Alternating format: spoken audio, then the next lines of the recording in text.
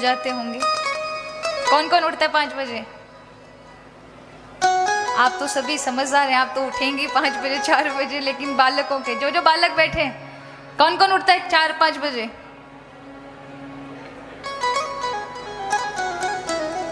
ये भाई लोग बैठे हैं, इनमें से कोई उठता है? आप उठते हैं 5 बजे? बहुत अच्छा। देखिए, ब्रह्म मुहूर्त का जो ब्रह्म मुहूर्त कहा जाता है, ध्यान दीजिएगा मेरी बात पर, क्यों कहा जाता है?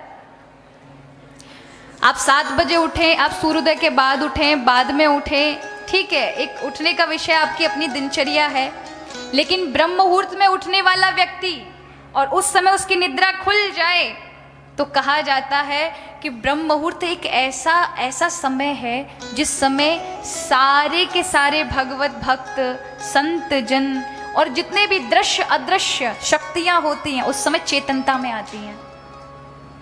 उस समय किया हुआ भगवत भजन, किए हुए अच्छे कार्य, किए हुए सोचे अच्छे मन के विचार, वो तुरंत सफल होते हैं, फलीभूत होते हैं। और कहते हैं उस समय भगवान नव चेतना बांटते हैं संसार को। जो ब्रह्म मुहूर्त में उठता है और ब्रह्म मुहूर्त में उठकर भगवत कार्य में, अच्छे सत्कार्यों में विचार करता है, मनन करता है, भगवत नाम लेता है, उसके जीवन में कभी व्याधि नहीं आ सकती। लेकिन जो महाराज उठेंगे 9-9, 10-10 बजे, क्या होगा? सूर्य भगवान जो प्रकाश के देवता है ना, वो नव चेतना देने के लिए प्रथम वेला में उपस्थित होते हैं और हम खाट पर पड़े रहते हैं, बेड पर चद्दर टांग करके। तो ठाकुर जी भी कहते हैं, वाह भैया, सोते रहो तुम, और फिर दिन के 12 बजे उठेंगे तो क्या होगा? वो जो चेतनता थी, वो चेतनता ऊर्जा आपको मिल नहीं पाएगी। ठीक है, आप कार्य करेंगे, हो सकता है बहुत सारे अच्छे अच्छे कार्य कर लें, लेकिन आपको एक उमंग नहीं होगी, एक उछाव नहीं होगा जीवन में। इसलिए ब्रह्म मुहूर्त कोई साधारण नहीं है, इसी में संत ऋषि जागते हैं,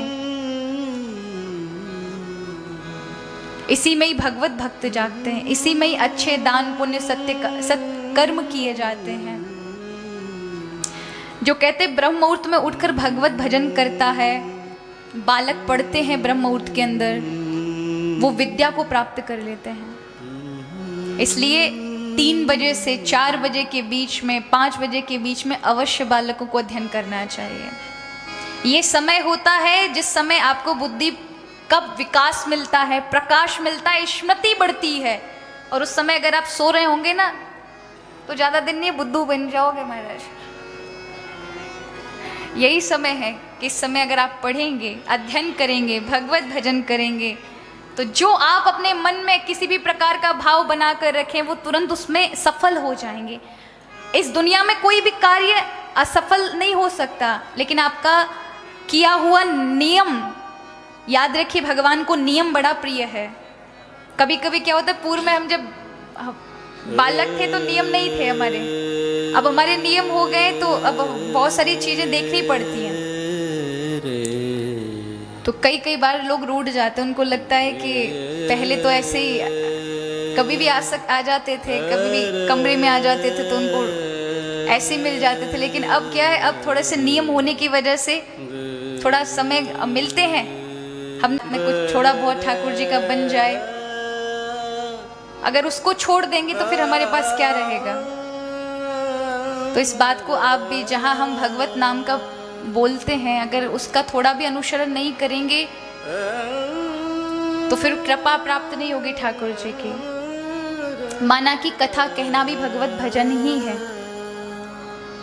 लेकिन कहते हैं कथा कहना भगवत भजन है, लेकिन अगर आपने नाम जाप आदि अपने गुरु ऋण का भी कुछ नहीं किया ना, जो आपको जाप मिला है, जो आपको गुरु ने एक नाम दान दिया, उसका कुछ नहीं किया, तो फिर आप गुरु पे बोझ बन जाते हैं।